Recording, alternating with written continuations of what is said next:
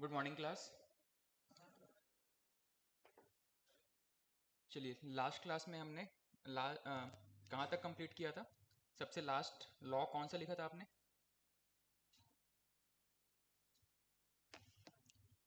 सबसे लास्ट में कौन सा किस लॉ के बारे में लिखा था आपने? मजदूरी भुगतान अधिनियम के बारे में। ठीक। अच्छा, ये बताइएगा कि भारत में जब लेबर लॉस लागू होने शुरू हुए थे तो एक अ, कारखाना अधिनियम आया था सबसे पहले। किस वर्ष आया था? भारत में कारखाना अधिनियम सबसे पहले किस वर्ष आया था? पीछे पलटते जाइएगा।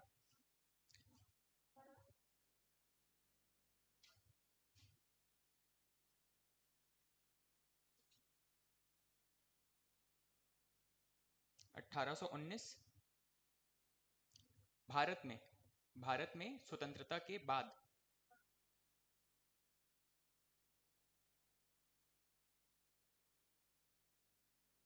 1891। ये तो आजादी के पहले की बात हो गई। 1945। 48। ठीक। 1948 का प्रोविजन होगा। 1948 के कुछ प्रोविजंस हैं इसमें। कुछ प्रोविजंस के बारे में हमने बात किया था, जैसे काम के वर्किंग आवर्स कितने होंगे, सुरक्षा और महिलाओं से संबंधित कुछ कानून होंगे। महिलाओं से संबंधित जो भी कानून है उसके बारे में आज थोड़ा सा डिटेल में देखेंगे। ठीक। उसके बाद में जितने भी एक्ट हैं उनके ईयर देखते जाइएगा क्या क्या था। ये बताइएगा बोनस एक्ट कब आया था? उसी पेज में मिल जाएगा जहां पे आपने भारत में आजादी के बाद के कुछ कानून नोट किए हैं, उसमें सिर्फ ईयर बताते जाइएगा। बोनस एक्ट कब आया था? 1965। ठेका श्रम अधिनियम 1970 और बाल श्रम निषेध अधिनियम 1986 में। ठीक। एक व्यापार विवाद अधिनियम आजादी के पहले ब्रिटिशर्स के टाइम पे होगा। व्यापार विवाद अधिनियम ये कब आया था? 1829 में। ठीक। भारत के संविधान के अंदर आर्टिकल 14 अनुच्छेद 14 किस बारे में बात करता है? अच्छा, उस आर्टिकल का प्रोविजन क्या है, एक्चुअल प्रोविजन क्या है?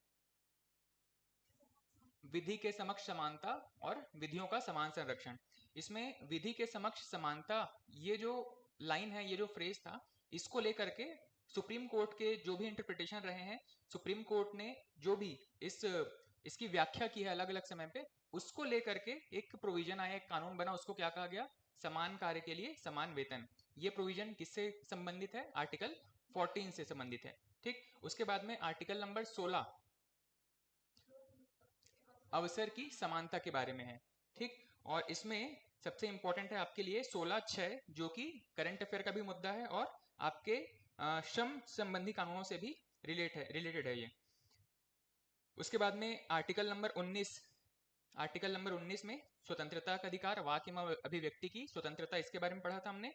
और यहीं पे आर्टिकल नंबर 19(1)(c), इसमें क्या था? संघ बनाने की स्वतंत्रता। ठीक। अब यहीं पे ट्रेड यूनियन और जितने भी राजनीतिक दल हैं या सहकारी समितियां हैं वो सभी इसी आर्टिकल के अंदर शामिल हैं। उसके बाद में आपका आर्टिकल नंबर 23। आर्टिकल नंबर 23 किससे संबंधित है? बलात्श्रम और बेगारी पर रोक से संबंधित है। और इसी से संबंधित एक कानून, एक पूरा लॉ बाद में पास हुआ था, बंधुआ मजदूरी उन्मूलन अधिनियम के नाम से 1976 में। ठीक। उसके बाद में आर्टिकल नंबर 24 बाल श्रम के सभी रूपों पर प्रतिबंध, इससे संबंधित एक कानून जो बाद में लागू हुआ वो था बाल श्रम निषेध अधिनियम 1986। और जो रिसेंट अमेंडमेंट है वो कब हुआ था? 2016 में। ठीक। इसके अलावा कैलाश सत्यार्थी का एक नाम फेमस है, इनका एक अभियान चला था, वो किस नाम से चला है? बचपन बचाओ आंदोलन के नाम से। ठीक। उसके बाद में डीपीएसपी के कुछ प्रोविजंस हैं। आर्टिकल नंबर 39A क्या बताता है इसमें? समान रूप से कार्य करने के अवसर प्राप्त होंगे। उसके बाद 39D समान कार्य के लिए समान वेतन, यही चीज आपने पहले किसमें पढ़ा अभी रिसेंट? आर्टिकल नंबर 14 में भी यही चीज शामिल है। आर्टिकल नंबर 14 में जब ये चीज शामिल है तो याद रखिएगा कि ये सुप्रीम कोर्ट में इसको लेके जाया जा सकता है, इस मुद्दे को, समान कार्य के लिए समान वेतन से संबंधित जो प्रोविजंस है उसको जब आप फंडामेंटल राइट्स में पढ़ रहे हो तो इसको सुप्रीम कोर्ट में चैलेंज किया जा सकता है, जबकि आर्टिकल नंबर 39D में इसको चैलेंज नहीं किया जा सकता। क्यों? क्योंकि डीपीएसपी सरकार के लिए बाध्य नहीं है, इसको लागू करना सरकार के लिए बाध्य नहीं है, इसको किसी भी कोर्ट में, हाई कोर्ट या सुप्रीम कोर्ट में चैलेंज नहीं किया जा सकता।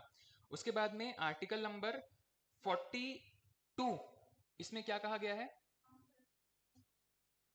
काम करने के लिए अनुकूल और उचित दशाओं के बारे में बात की गई है। मतलब कोई भी फैक्ट्री ऐसी है जहां पे बहुत ज्यादा सफोकेशन है, पानी पीने की पर्याप्त व्यवस्था नहीं है, या फिर वॉशरूम वगैरह की सुविधा नहीं है, ऐसी सभी चीजों को प्रतिबंधित करता है। ठीक है, बेसिक फैसिलिटीज वहां पे अवेलेबल होनी चाहिए। इसके अलावा आर्टिकल नंबर 43A, 43A, कर्मचारियों को भी शामिल किया जाएगा। उनकी क्या क्या नीड्स हैं, उनको किस तरीके की फैसिलिटी चाहिए, इन सभी का डिस्कशन उनके साथ करके कोई प्रबंधन जो है वो निर्णय लेगा। ठीक है, चलिए नेक्स्ट आप हेडिंग डाल दीजिए आज जो हम क्लास शुरू करने वाले हैं।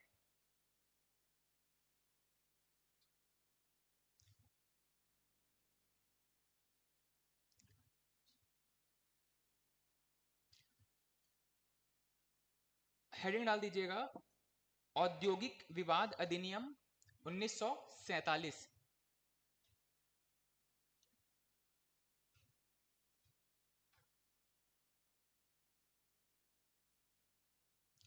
इंडस्ट्रियल डिस्प्यूट एक्ट 1947, औद्योगिक विवाद अधिनियम 1947, इंडस्ट्रियल डिस्प्यूट एक्ट 1947।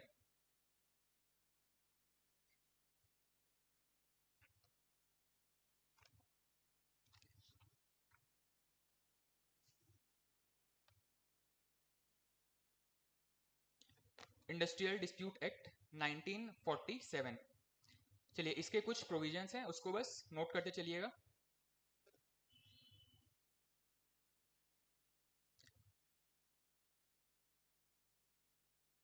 सबसे पहला पॉइंट है इसमें, इस कानून का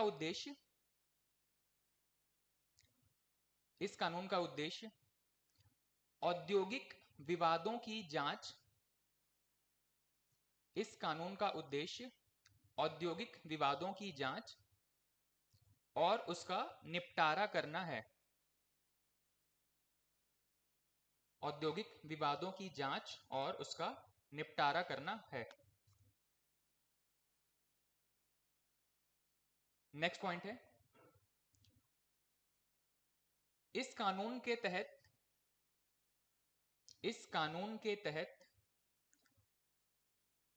विवाद की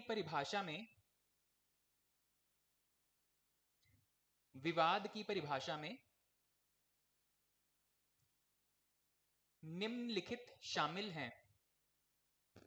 इस कानून के तहत विवाद की परिभाषा में निम्नलिखित शामिल हैं।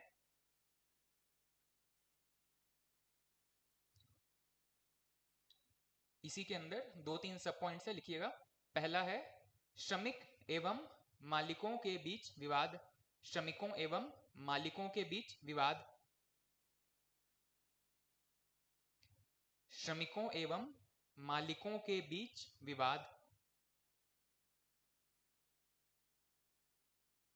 सेकंड है मालिकों एवं मालिकों के बीच विवाद, दो अलग अलग बिजनेस के बीच अगर विवाद की स्थिति उत्पन्न हो जाए उसको कहा जा रहा है मालिकों एवं मालिकों के बीच विवाद। और तीसरा है श्रमिकों एवं श्रमिकों के बीच विवाद, वहां काम करने वाले श्रमिकों के अगर गुट अलग अलग हो जाते हैं, उनके बीच विवाद की स्थिति उत्पन्न हो जाती है किसी भी मुद्दे को लेकर के, उन सभी का निपटारा कैसे किया जाएगा वो सब कुछ इस एक्ट के अंदर बताया गया है। ठीक, पहला है श्रमिकों एवं मालिकों के बीच विवाद, दूसरा है मालिकों एवं मालिकों के बीच विवाद, और तीसरा है श्रमिकों एवं श्रमिकों के बीच विवाद। ठीक, ये तो बताया गया कि ये किनके बीच में विवाद की स्थिति उत्पन्न हो सकती है। नेक्स्ट पॉइंट लिखिएगा,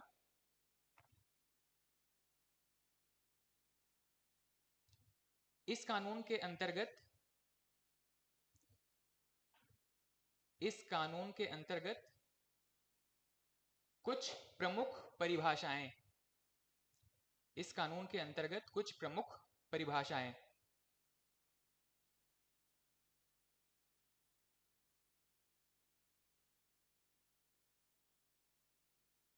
इस कानून के अंतर्गत कुछ प्रमुख परिभाषाएं। इसमें दो चीजों को मेन हमें याद रखना है, एक है हड़ताल और एक है तालाबंदी। ठीक, सबसे पहले नोट कर लीजिएगा तालाबंदी।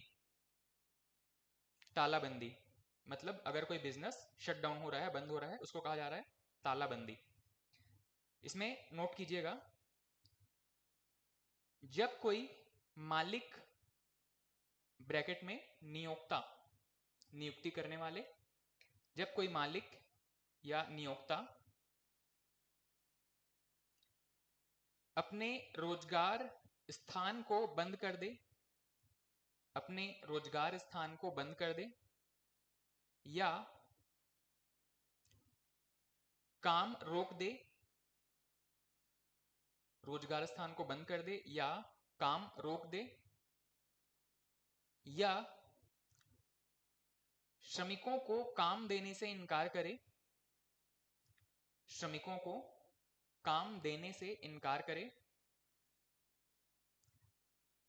तो इसे तालाबंदी माना जाता है, तो इसे तालाबंदी माना जाता है। इसी में ही कंटिन्यू कीजिएगा। इसके लिए जरूरी है कि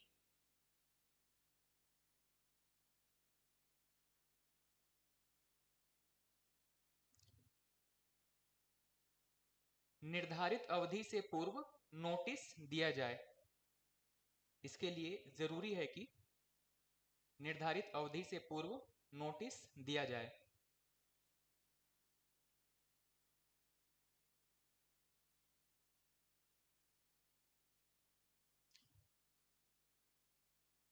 अन्यथा इसे अवैध माना जाएगा, अन्यथा इसे अवैध माना जाएगा।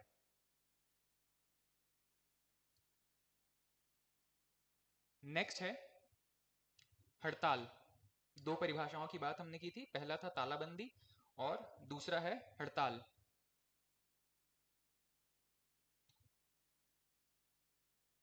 इसमें कंटिन्यू कीजिएगा। हड़ताल में जब रोजगार में शामिल, जब रोजगार में शामिल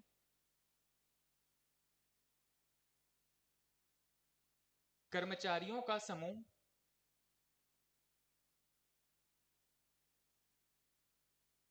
एक साथ मिलकर काम बंद कर दे, जब रोजगार में शामिल कर्मचारियों का समूह एक साथ मिलकर काम बंद कर दे,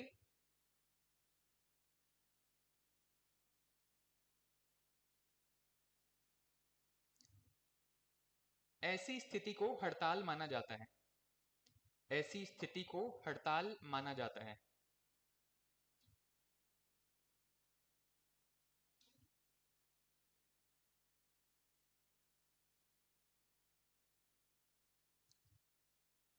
इसमें भी वही वही बातें जरूरी है जो कि इससे पहले वाले तालाबंदी के लिए हमने लिखा था। इसको भी निर्धारित अवधि से पहले नोटिस देना जरूरी है। इसी में लिख लीजिएगा, इसे भी, इसे भी निर्धारित अवधि के पूर्व नोटिस देकर शुरू किया जाएगा, इसे भी निर्धारित अवधि से पूर्व नोटिस देकर शुरू किया जाएगा, अन्यथा इसे अवैध माना जाएगा, अन्यथा इसे अवैध माना जाएगा।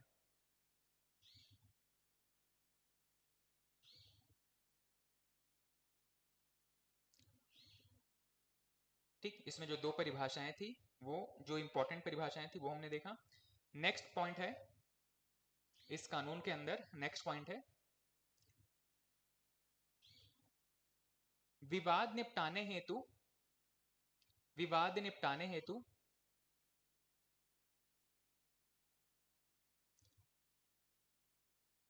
इस अधिनियम में कुछ व्यवस्थाएं की गई हैं। विवाद निपटाने हेतु इस अधिनियम में कुछ व्यवस्थाएं की गई हैं।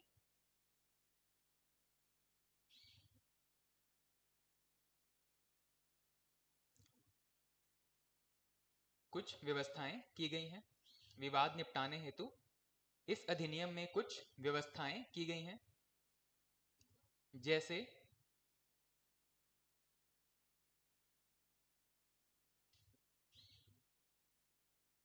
जैसे इसको 2-3 पॉइंट्स है, उसको सीक्वेंस में नोट कीजिएगा। धारा 3, जैसे धारा 3 डैश करके कार्य समिति, धारा 3 में कार्य समिति की बात की गई है। जैसे धारा 3 डैश कार्य समिति। धारा 4 समझौता अधिकारी। धारा 3 कार्य समिति, धारा 4 समझौता अधिकारी, धारा 5 समझौता मंडल,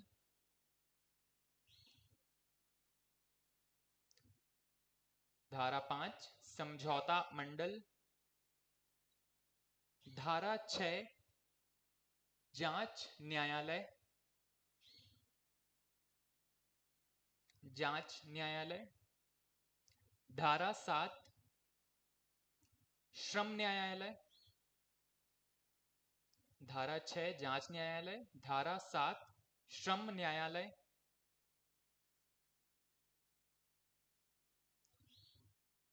धारा 7A 7A न्यायाधिकरण, न्यायाधिकरण या ट्रिब्यूनल कहा जाता है इसको, न्यायाधिकरण। धारा 7B 7B राष्ट्रीय न्यायाधिकरण, राष्ट्रीय न्यायाधिकरण।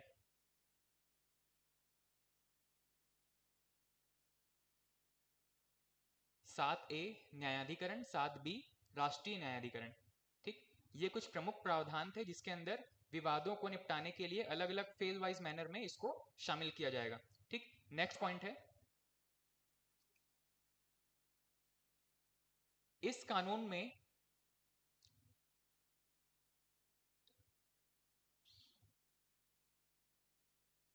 समझौता,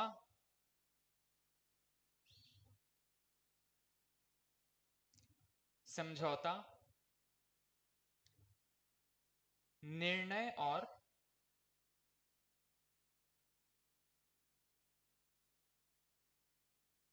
पंचाट, पंच लिखते हैं उसमें चार्ट ऐड कर दीजिए, पंचाट, पंच प्लस आठ, पंचाट।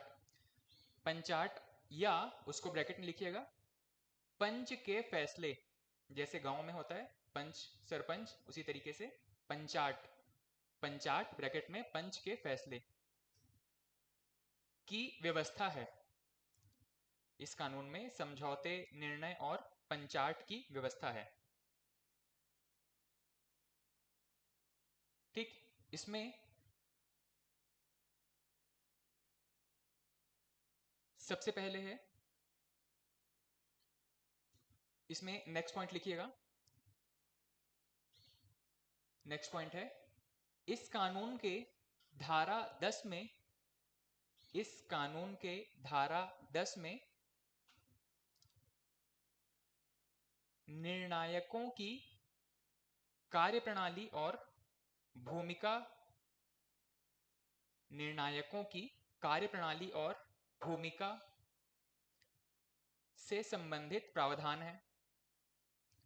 इस कानून में, इस कानून की धारा 10 में निर्णायकों की कार्यप्रणाली और भूमिका से संबंधित प्रावधान है।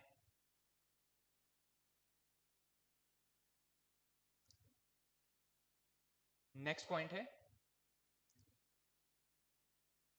धारा 10A में 10A धारा 10A में मध्यस्थता संबंधी प्रावधान है। दो पार्टीज के बीच अगर कोई विवाद होता है तो कोई तीसरी पार्टी होगी जो डिस्प्यूट सॉल्व करवाएगी। इस कानून की धारा 10A में मध्यस्थता का प्रावधान है। इसी में ही कंटिन्यू कीजिएगा। यदि कोई भी पक्ष, जिन पार्टीज के बीच विवाद है, डिस्प्यूट है, उनमें से कोई भी पक्ष, यदि कोई भी पक्ष मध्यस्थता के निर्णय से संतुष्ट नहीं है, मध्यस्थता के निर्णय से संतुष्ट नहीं है, तो उच्च न्यायालय के पास अपील किया जा सकता है। तो उच्च न्यायालय के पास अपील किया जा सकता है।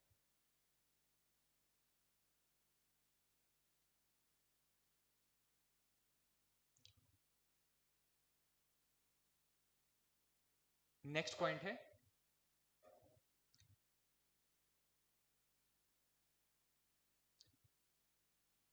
1966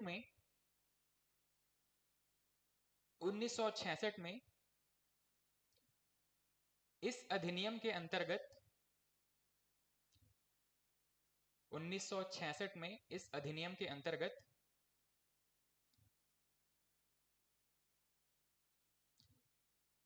संयुक्त परामर्श तंत्र, इस अधिनियम के अंतर्गत संयुक्त परामर्श तंत्र शुरू किया गया। संयुक्त परामर्श तंत्र शुरू किया गया।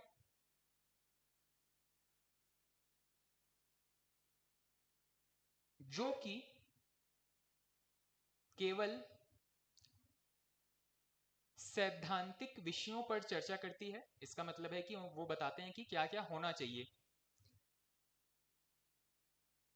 किस तरीके के रूल्स रेगुलेशंस हों जो कि अच्छे होंगे सभी के लिए, आपके कर्मचारियों के लिए भी और उद्योगों के लिए भी। ठीक है, इस जो कि केवल सिद्धांतों की चर्चा करते हैं, न कि व्यक्तिगत मामलों की, न कि व्यक्तिगत मामलों की।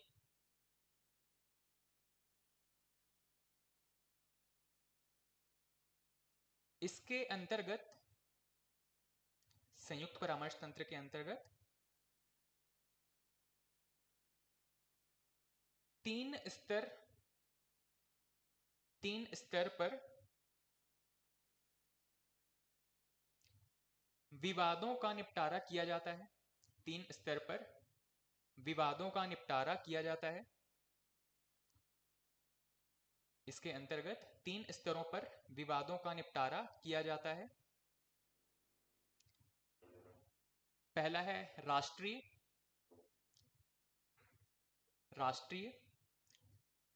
दूसरा है विभागीय और तीसरा है क्षेत्रीय। राष्ट्रीय, विभागीय और क्षेत्रीय। नेक्स्ट पॉइंट है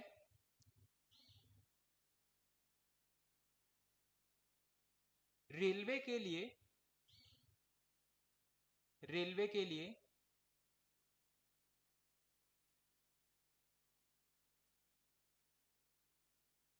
विवाद निपटारे हेतु दो स्तरों पर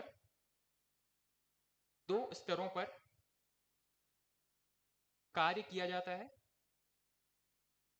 रेलवे को छोड़कर के बाकी जितने भी मामले हैं उसमें 3 स्तर हैं, राष्ट्रीय, विभागीय और क्षेत्रीय। रेलवे में विशेष रूप से सिर्फ 2 स्तर हैं। रेलवे में 2 स्तरों पर कार्य किया जाता है। पहला है संयुक्त विभागीय सलाहकार, संयुक्त विभागीय सलाहकार, इसको ब्रैकेट में लिख लीजिएगा, रेलवे बोर्ड। संयुक्त विभागीय सलाहकार, इसको ब्रैकेट में लिख लीजिएगा, रेलवे बोर्ड। ठीक, इस मामले में जो रेलवे से संबंधित मामले उसमें रेलवे बोर्ड प्राथमिक तौर पे उन विवादों का निपटारा करेगा। दूसरा है संयुक्त राष्ट्रीय काउंसिल, संयुक्त राष्ट्रीय काउंसिल, इसको ब्रैकेट में लिख लीजिएगा, केंद्र सरकार, संयुक्त राष्ट्रीय काउंसिल या केंद्र सरकार। ठीक, पहला था संयुक्त विभागीय सलाहकार, जो कि रेलवे बोर्ड अपने लेवल पर इसको सेटलमेंट करेगा। दूसरा है संयुक्त राष्ट्रीय काउंसिल या केंद्र सरकार।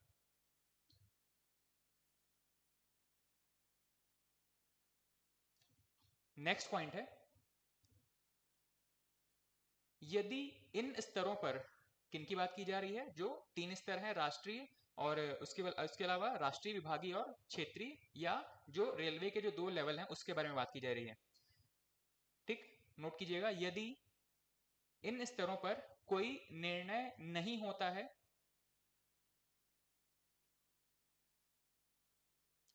यदि इन स्तरों पर कोई निर्णय नहीं होता है,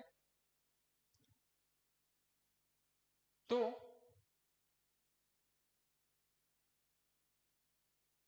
पंचाट की सीमा में आने वाले विषयों को, तो पंचाट की सीमा में आने वाले विषयों को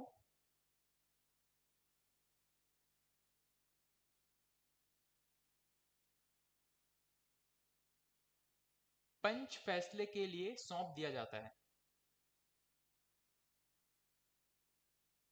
ठीक, यदि उपरोक्त स्तरों पर कोई समझौता या निर्णय नहीं हो पाता है, तो पंचाट जो है इसमें हस्तक्षेप करेगा, उसको ये मामला सौंप दिया जाएगा। ठीक, पंच फैसले के लिए सौंप दिया जाता है। इसी में ही नेक्स्ट पॉइंट है, पंच या पंचाट से संबंधित जो बात लिख रहे हैं आप, उसी में ही नेक्स्ट पॉइंट है, पंचाट में 3 सदस्य होते हैं। पंचाट में 3 सदस्य होते हैं। पहला है सरकारी पक्ष से,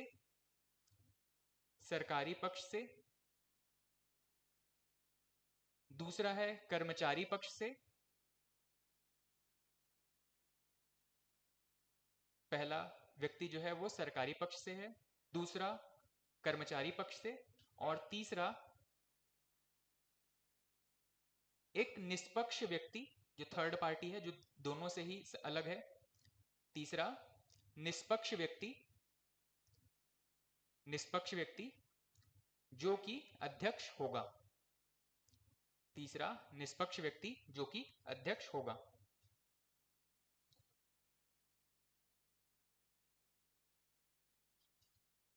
इन सभी की नियुक्ति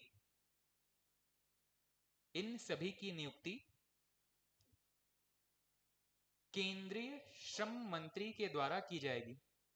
इन तीनों की नियुक्ति केंद्रीय श्रम मंत्री के द्वारा की जाएगी। केंद्रीय श्रम मंत्री के द्वारा की जाएगी।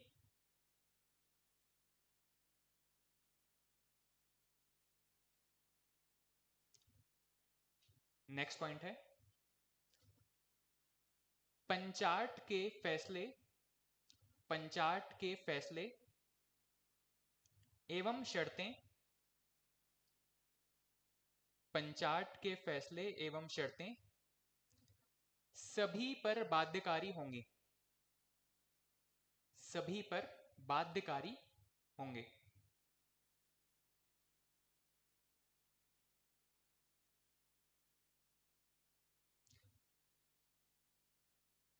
इसमें किसी भी प्रकार के परिवर्तन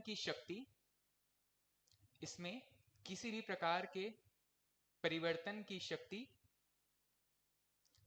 केवल संसद को होगी। इसमें किसी भी प्रकार के परिवर्तन की शक्ति केवल संसद को होगी।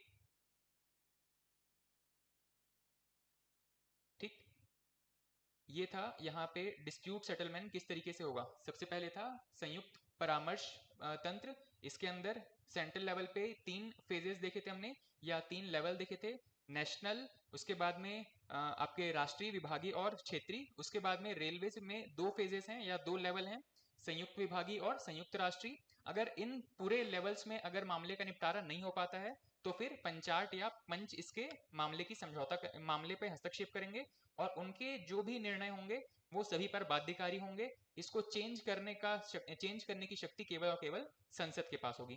ठीक, उसके बाद में नेक्स्ट हेडिंग डाल दीजिएगा। नेक्स्ट हेडिंग है या इसी अधिनियम 1947 के अंदर नेक्स्ट पॉइंट है स्थायी वार्ता तंत्र। स्थायी वार्ता तंत्र। स्थायी वार्ता तंत्र।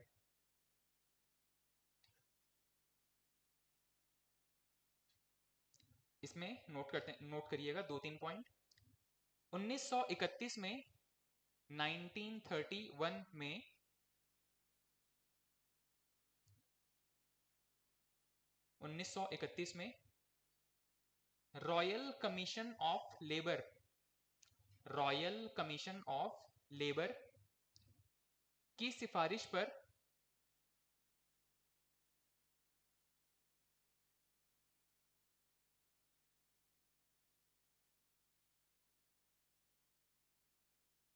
एक जनवरी 1952 को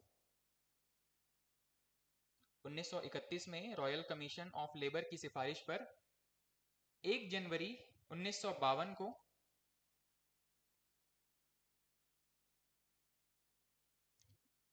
इस व्यवस्था की शुरुआत की गई। इस व्यवस्था की शुरुआत की गई।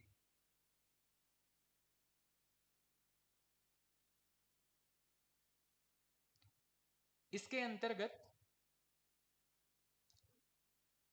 अंतर्गत किसी भी प्रकार की समस्या के लिए, किसी भी प्रकार की औद्योगिक समस्या के लिए,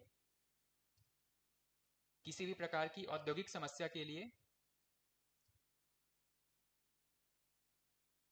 यूनियन के प्रतिनिधि, जो भी लेबर यूनियन है उसके प्रतिनिधि, किसी भी समस्या के लिए यूनियन के प्रतिनिधि और सक्षम अधिकारी के बीच,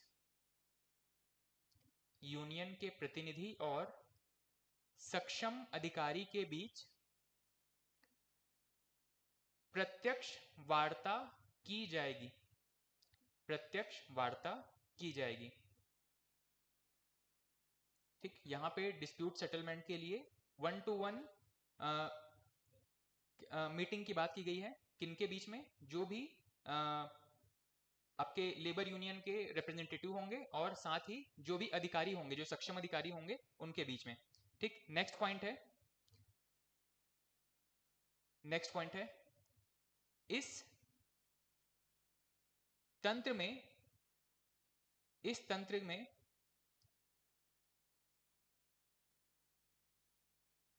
कुल मुद्दों की संख्या, इस तंत्र में कुल मुद्दों की संख्या अधिकतम 30 हो सकती है। कुल मुद्दों की संख्या अधिकतम 30 हो सकती है। एक बार जब मीटिंग करने बैठेंगे तो इसमें मैक्सिमम एक बार में 30 मामलों को एक बार में उठाया जा सकता है। ठीक, अधिकतम संख्या 30 हो सकती है। नेक्स्ट पॉइंट है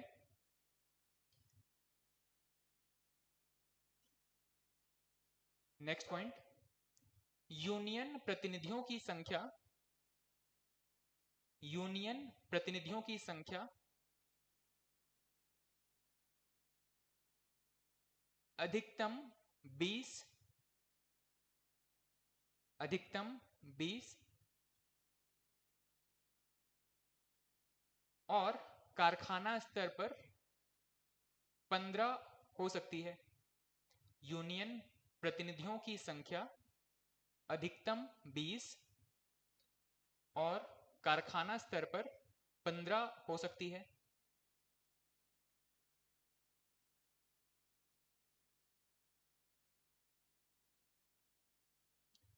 नेक्स्ट पॉइंट है बैठक में, बैठक में उठाए जाने वाले मुद्दों, बैठक में उठाए जाने वाले मुद्दों की सूची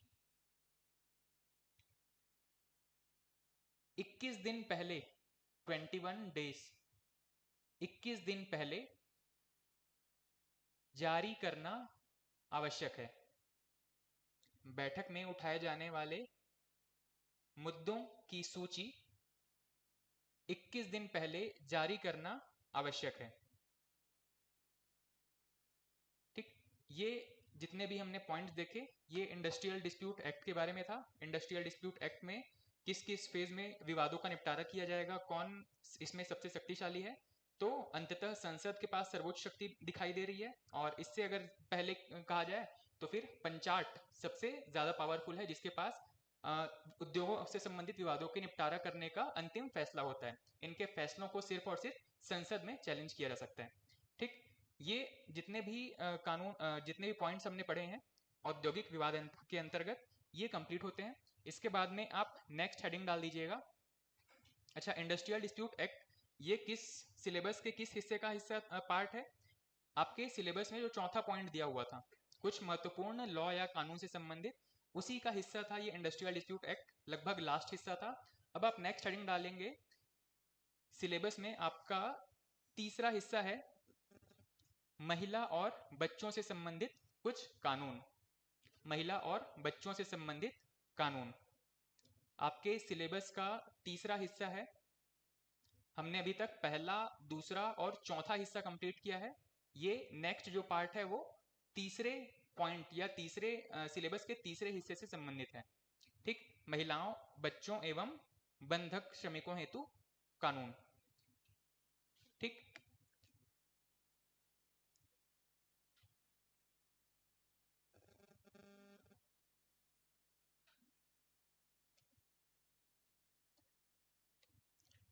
टॉपिक नंबर 3, महिलाओं, बच्चों और बंधक श्रमिकों से संबंधित कानून के बारे में चर्चा की गई है इसमें। और सबसे पहले आप हेडिंग डाल दीजिएगा, महिलाओं से संबंधित कुछ प्रमुख कानून। महिलाओं से संबंधित कुछ प्रमुख कानून।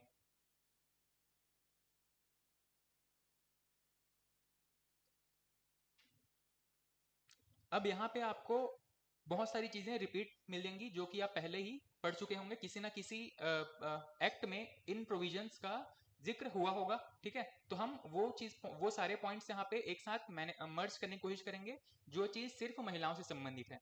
ठीक, इसमें सबसे पहला पॉइंट नोट कीजिएगा, सुरक्षा और स्वास्थ्य संबंधी प्रावधान। ठीक, महिलाओं के बारे में है, महिलाओं की सुरक्षा और स्वास्थ्य संबंधी प्रावधान।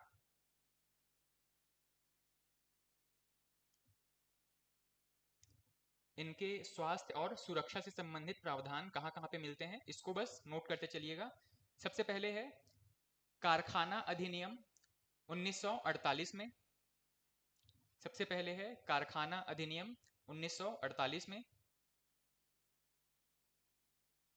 सेकंड है कारखाना अधिनियम 1984 में।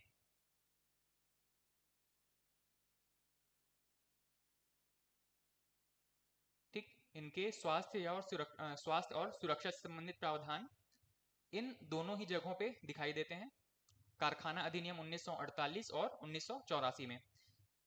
नेक्स्ट है, सबसे पहला आपने नोट किया सुरक्षा और स्वास्थ्य संबंधी उपाय। दूसरा है रात्रि में कार्य निषेध से संबंधित उपाय या प्रावधान। रात्रि में कार्य निषेध से संबंधित प्रावधान। रात्रि में कार्य निषेध से संबंधित प्रावधान। इसकी चर्चा भी कहां मिलती है? तो सबसे पहले है कारखाना अधिनियम 1948 में। कारखाना अधिनियम 1948 में क्या समय निर्धारित किया गया है, किसके बीच में किस समय तक कार्य किया जाएगा या किस समय के बीच में काम नहीं करवाया जाएगा? शाम को एक फिक्स टाइम है और मॉर्निंग में एक फिक्स टाइम है, उसके बीच काम नहीं करवाया जाएगा। उसी में नोट कर लीजिए अगर याद नहीं आ रहा है तो।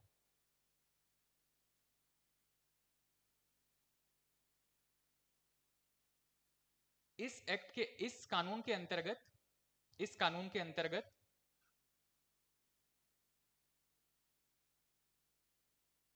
शाम 7 बजे से लेकर सुबह 6 बजे तक,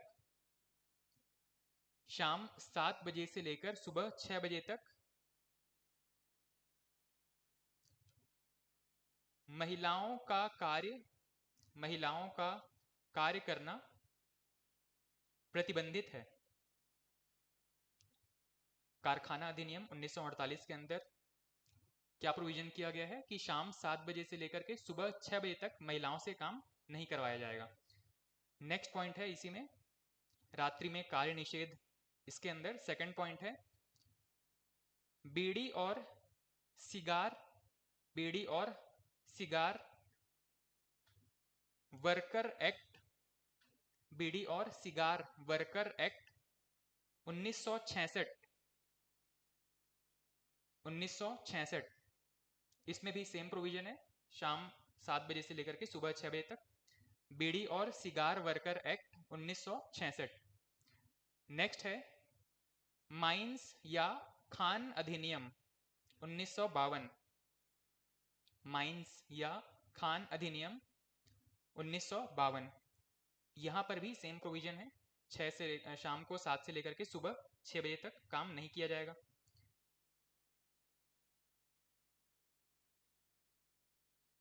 ठीक, रात्रि में कार्य निषेध में 2-3 पॉइंट्स लिखा आपने। सबसे पहले था कारखाना अधिनियम 1948 में क्या बताया गया है, शाम को 7 से लेकर के सुबह 6 तक महिलाओं से काम नहीं करवाया जाएगा। यही प्रोविजन और कहां पे देखने को मिलता है, तो बीड़ी और सिगार वर्कर एक्ट 1966 में, और तीसरा था माइंस एक्ट 1952 में भी। यहां पे भी सेम प्रोविजन है, शाम 7 से लेकर के सुबह 6 बजे तक का। नेक्स्ट है भूमिगत कार्य में निषेध। भूमिगत कार्य में निषेध, भूमिगत कार्य में निषेध। इसमें नोट कीजिएगा बस एक लाइन, 1952 के खान अधिनियम में, 1952 के खान अधिनियम में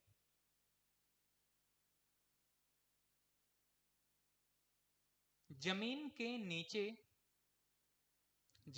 नीचे खदान के किसी भी भाग में महिला श्रमिकों को प्रतिबंधित किया गया है। महिला श्रमिकों को प्रतिबंधित किया गया है।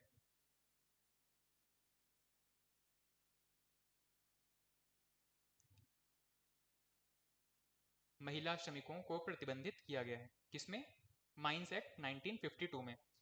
नेक्स्ट है प्रसूति लाभ, प्रसूति लाभ, मैटरनिटी बेनिफिट, प्रसूति लाभ।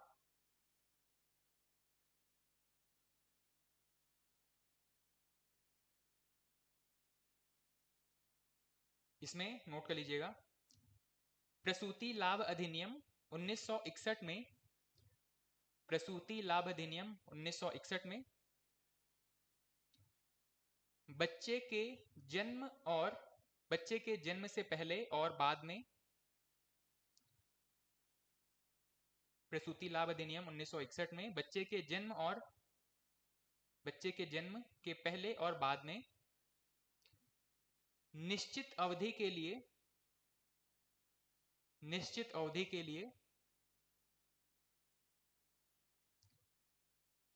महिलाओं को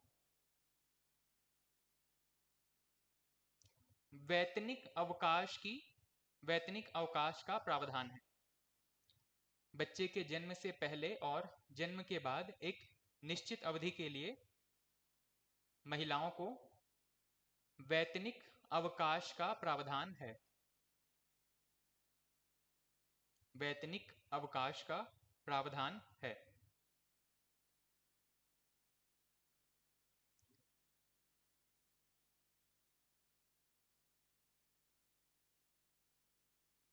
नेक्स्ट पॉइंट है, इसी में ही नेक्स्ट पॉइंट है भवन और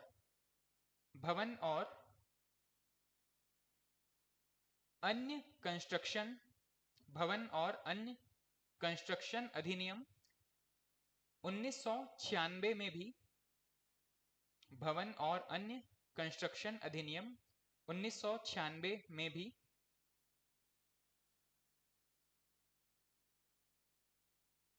प्रसूति लाभ से संबंधित प्रावधान है। भवन और अन्य कंस्ट्रक्शन अधिनियम 1996 1996 में भी प्रसूति लाभ संबंधी प्रावधान है।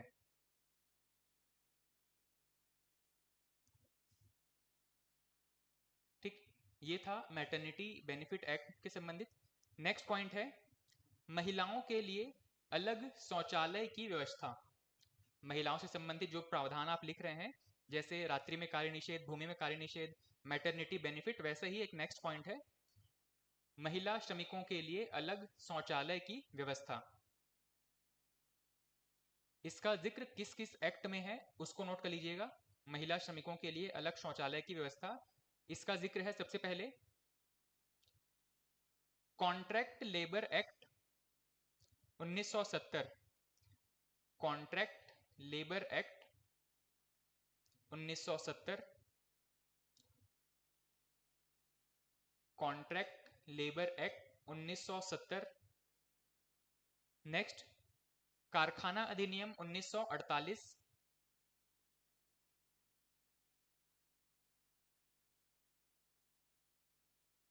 कारखाना अधिनियम 1948।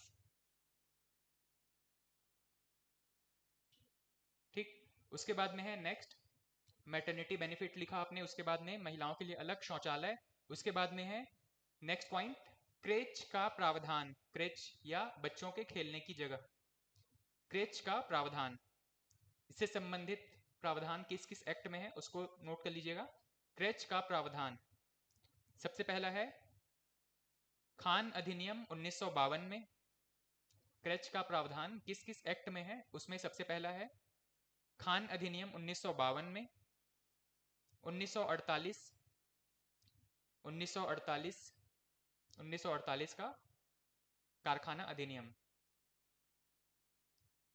उसके अलावा बागान श्रम अधिनियम 1951, पहला था खान अधिनियम 1952, सेकंड है 1948 का कारखाना अधिनियम, और तीसरा है बागान श्रम अधिनियम 1951। इसके बाद में है बीड़ी और सिगरेट वर्कर अधिनियम 1966।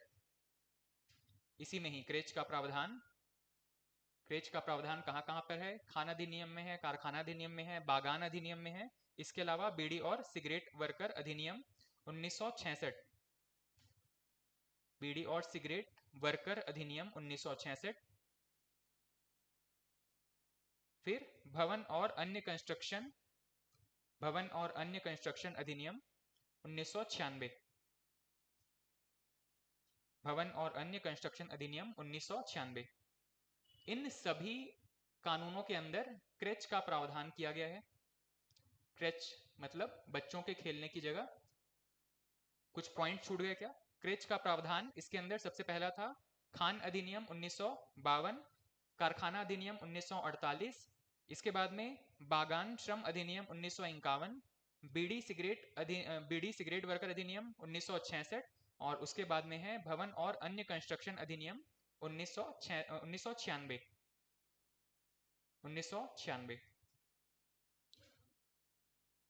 इन सभी कानूनों के अंदर क्रेच का प्रावधान किया गया है। ठीक, क्रेच का प्रावधान लगभग इतने जगहों पे मिलता है। नेक्स्ट हेडिंग डाल दीजिएगा, नेक्स्ट पॉइंट है महिलाओं के लिए व्यवसायिक प्रशिक्षण, महिलाओं के लिए व्यवसायिक प्रशिक्षण, महिलाओं के लिए व्यवसायिक प्रशिक्षण।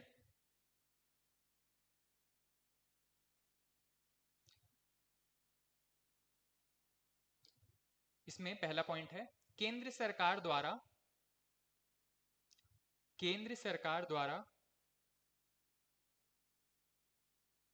1977 में 1977, केंद्र सरकार द्वारा 1977 में DGET, 1977 में DGET, directorate general of employment and training, DGET, केंद्र सरकार द्वारा 1977 में DGET के अंतर्गत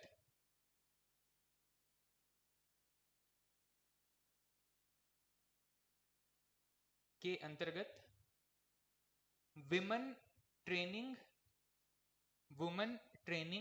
विंग की स्थापना की गई। DGET के अंतर्गत विमेन ट्रेनिंग विंग की स्थापना की गई,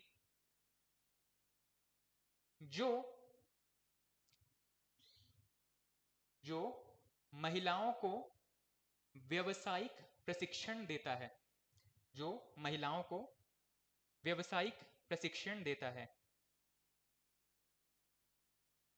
नेक्स्ट पॉइंट है, इसके अंतर्गत देश भर में, DGET की बात की जा रही है, इसके अंतर्गत देश भर में 11 संस्थानों की स्थापना की गई है। देश भर में 11 संस्थानों की स्थापना की गई है, जिसमें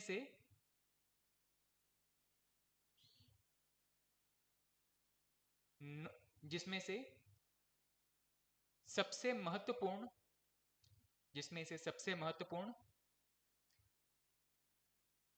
नोएडा में स्थित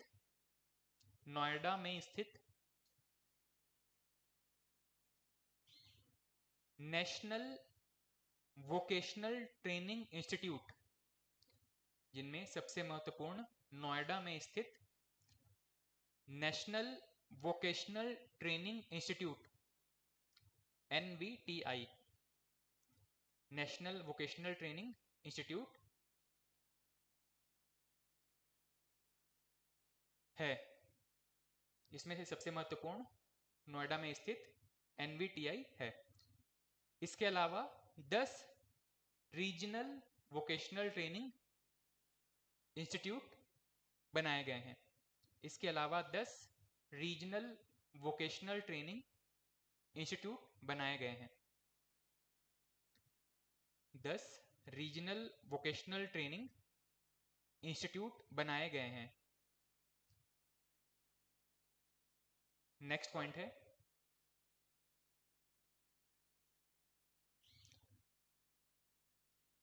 इन संस्थानों में नामांकन के लिए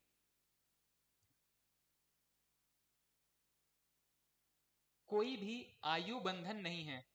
इन संस्थानों में नामांकन के लिए कोई भी आयु बंधन नहीं है।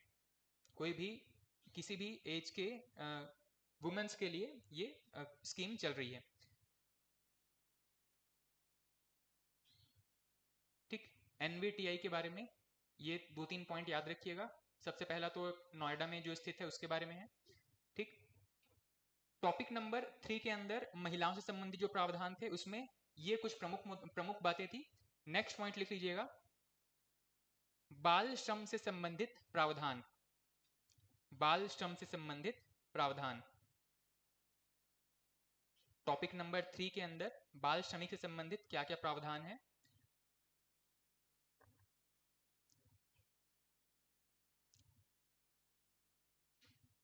इसमें सबसे पहला पॉइंट नोट कीजिएगा, टॉपिक नंबर 3 में याद रखिएगा तीन मेजर टॉपिक्स के बारे में पढ़ना है।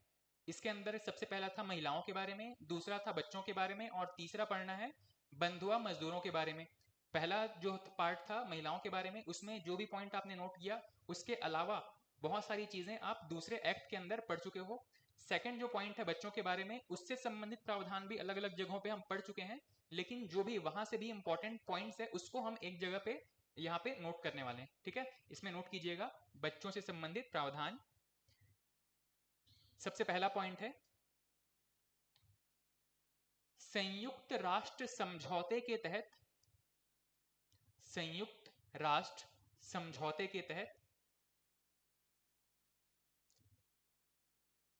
18 वर्ष से कम आयु के व्यक्ति को 18 वर्ष से कम आयु के व्यक्ति को बच्चे के रूप में परिभाषित किया गया है। 18 वर्ष से कम आयु के व्यक्ति को बच्चे के रूप में परिभाषित किया गया है। ठीक है, एक महत्वपूर्ण प्रश्न आपको पूछा जा सकता है, क्योंकि बच्चों का जो डेफिनेशन है वो भारत में अलग है और नेशनल लेवल पर अलग है। नेशनल में यूनाइटेड नेशंस क्या कहता है कि 18 वर्ष से कम आयु का कोई भी व्यक्ति बच्चे की कैटेगरी में आएगा। और सेकंड पॉइंट इसी में नोट कर लीजिएगा, भारत में बाल श्रम अधिनियम के अंतर्गत, भारत में बाल श्रम अधिनियम 1986 के अंतर्गत, भारत में बाल श्रम अधिनियम 1986 के अंतर्गत 14 वर्ष से कम 14 वर्ष से कम आयु के व्यक्ति को बच्चे के रूप में परिभाषित किया गया है। 14 वर्ष से कम आयु के व्यक्ति को बच्चे के रूप में परिभाषित किया गया है।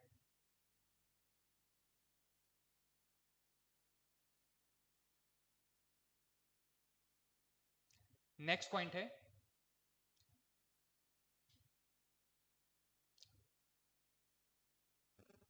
उन्नीस के अधिनियम की प्रमुख विशेषताएं।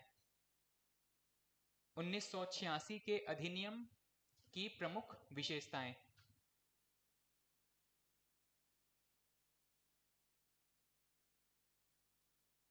उन्नीस के अधिनियम की प्रमुख विशेषताएं। पहला है 14 वर्ष से कम 14 वर्ष से कम आयु के बच्चों को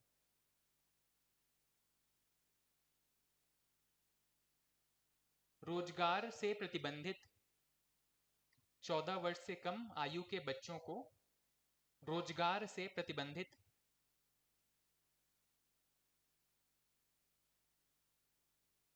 नेक्स्ट पॉइंट है, ऐसे कार्य जहां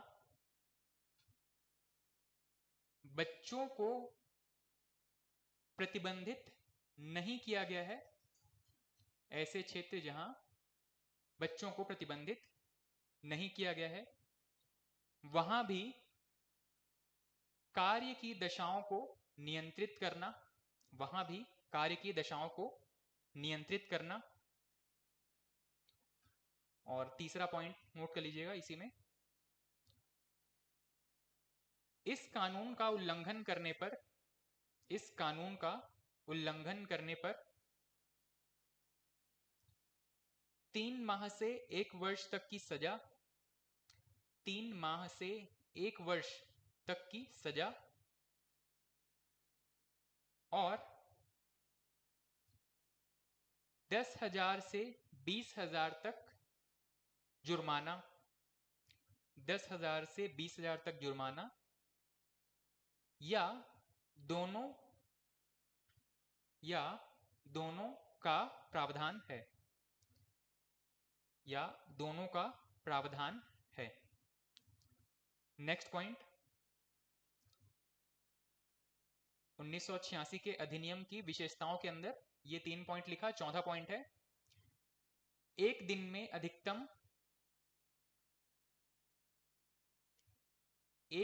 अधिकतम 6 घंटे का रोजगार, एक दिन में अधिकतम 6 घंटे का रोजगार,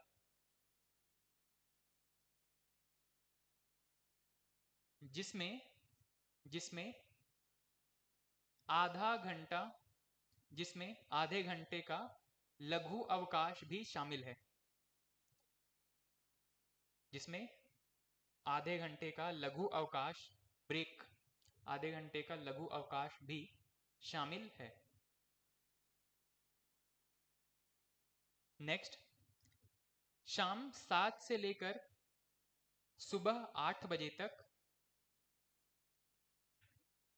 कार्य प्रतिबंधित, शाम 7 बजे से लेकर सुबह 8 बजे तक कार्य प्रतिबंधित।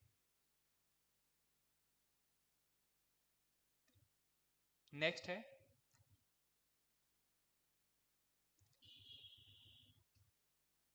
सप्ताह में एक अवकाश आवश्यक, सप्ताह में एक दिन अवकाश आवश्यक, सप्ताह में एक दिन अवकाश आवश्यक।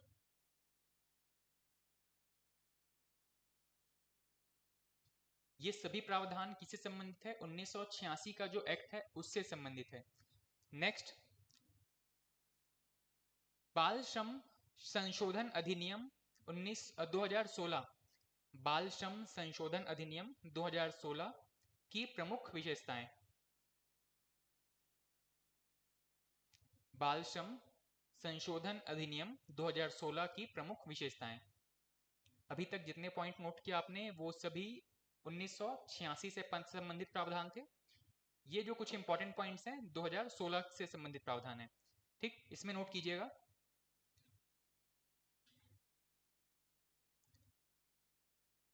बच्चे की परिभाषा 1986 के अनुसार, बच्चे की परिभाषा 1986 के अनुसार ही है।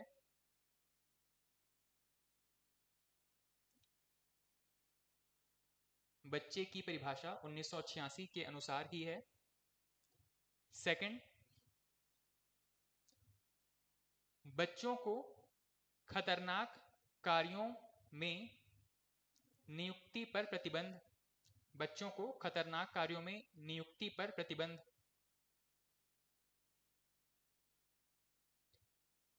बच्चों को खतरनाक कार्यों में नियुक्ति पर प्रतिबंध।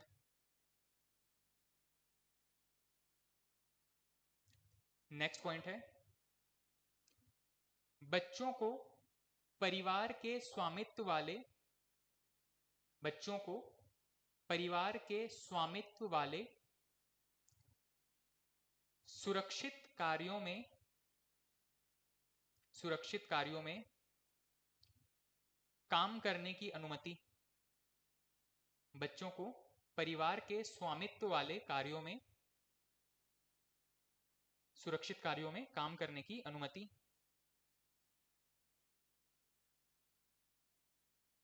नेक्स्ट पॉइंट है, बच्चे केवल स्कूल से आने के बाद, बच्चे केवल स्कूल से आने के बाद या छुट्टियों के दौरान काम कर सकते हैं। बच्चे केवल स्कूल से आने के बाद या छुट्टियों के दौरान काम कर सकते हैं।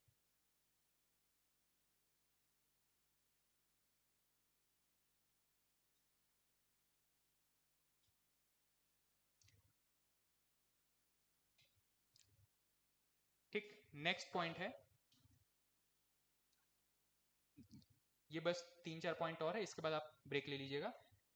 भारत में बच्चों से संबंधित अन्य कार्यक्रम या अन्य प्रावधान, भारत में बच्चों से संबंधित अन्य प्रावधान जो प्रमुख एक्ट थे उसमें से सबसे पहला था 1986 का एक्ट, उसी में जो अमेंडमेंट हुआ उसके बारे में हमने बात किया, और इसके अलावा जो मिसलेनियस है उसको आप यहाँ पे नोट कर लीजिएगा।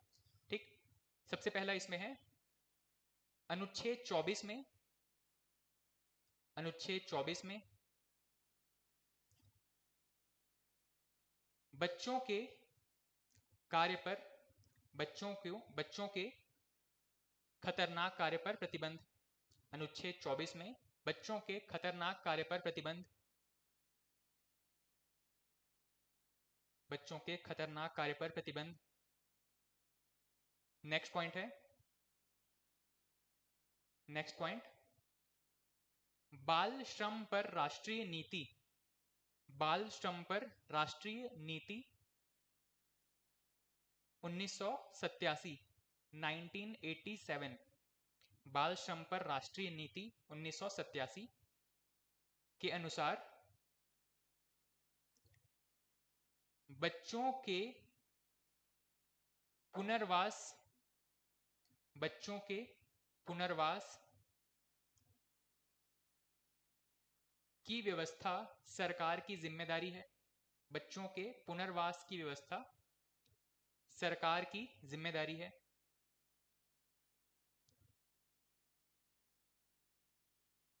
नेक्स्ट पॉइंट है,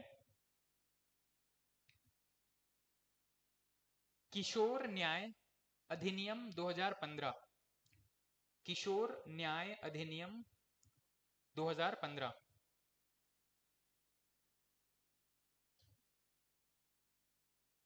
किशोर न्याय अधिनियम 2015 इसमें है, नोट कीजिए, नोट कर लीजिएगा, इसमें आयु या इसमें आयु या व्यवसाय की सीमा के बिना, इसमें आयु या व्यवसाय की सीमा के बिना बच्चों के देखभाल और संरक्षण का प्रावधान, बच्चों के देखभाल और संरक्षण का प्रावधान किशोर न्याय अधिनियम 2015 में है।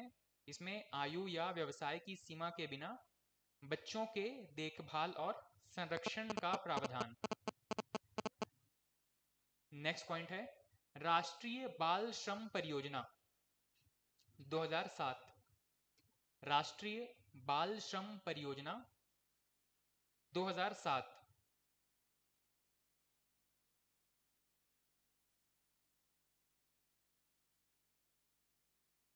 इस योजना के अंतर्गत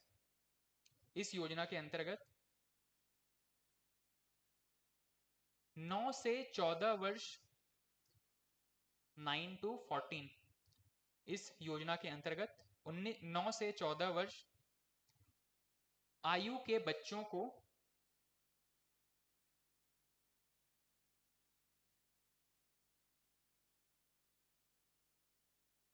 आयु के बच्चों को काम करने पर प्रतिबंध, काम करने पर प्रतिबंध और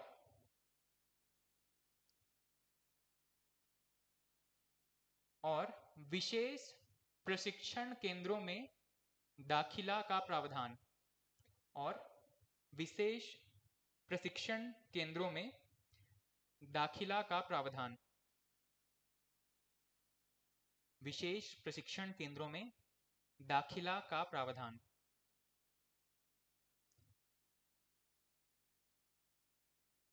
नेक्स्ट पॉइंट है शिक्षा का अधिकार अधिनियम 2009, शिक्षा का अधिकार अधिनियम 2009, शिक्षा का अधिकार अधिनियम 2009।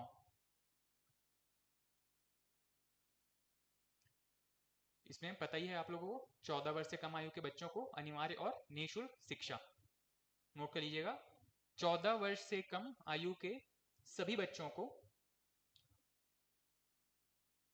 14 वर्ष से कम आयु के 14 वर्ष से कम आयु के सभी बच्चों को अनिवार्य और निःशुल्क शिक्षा, अनिवार्य और निःशुल्क शिक्षा।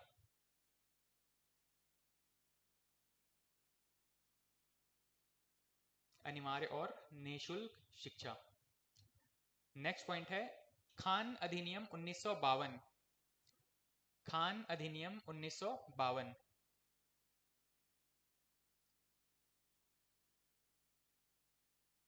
अठारह वर्ष से कम आयु के बच्चों पर प्रतिबंध, 18 वर्ष से कम आयु के बच्चों पर प्रतिबंध, 18 वर्ष से कम आयु के बच्चों पर प्रतिबंध। नेक्स्ट पॉइंट है पेंसिल पोर्टल, पेंसिल जो लिखने वाला पेंसिल है, पेंसिल नाम से ही एक वेबसाइट लॉन्च किया गया है, उसको बताया जा रहा है PENCIL portal, PENCIL portal 2017, PENCIL portal 2017। इसमें नोट कीजिएगा no child labour, no child labour, no NO, no child labour को प्रभावी रूप से लागू करने के लिए, नो चाइल्ड लेबर को प्रभावी रूप से लागू करने के लिए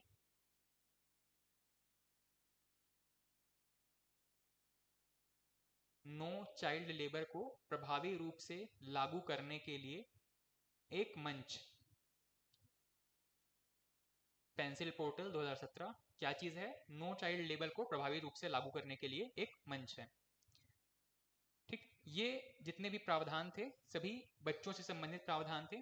इसके बाद में आप 10-15 मिनट का ब्रेक लीजिए, फिर मजदूरों या बंधुआ से संबंधित जो भी प्रावधान है टॉपिक नंबर 3 के अंदर, उसको हम एक जगह नोट कर लेंगे। ठीक, 9:35 हो रहा है, 9:50 के आसपास शुरू करते हैं।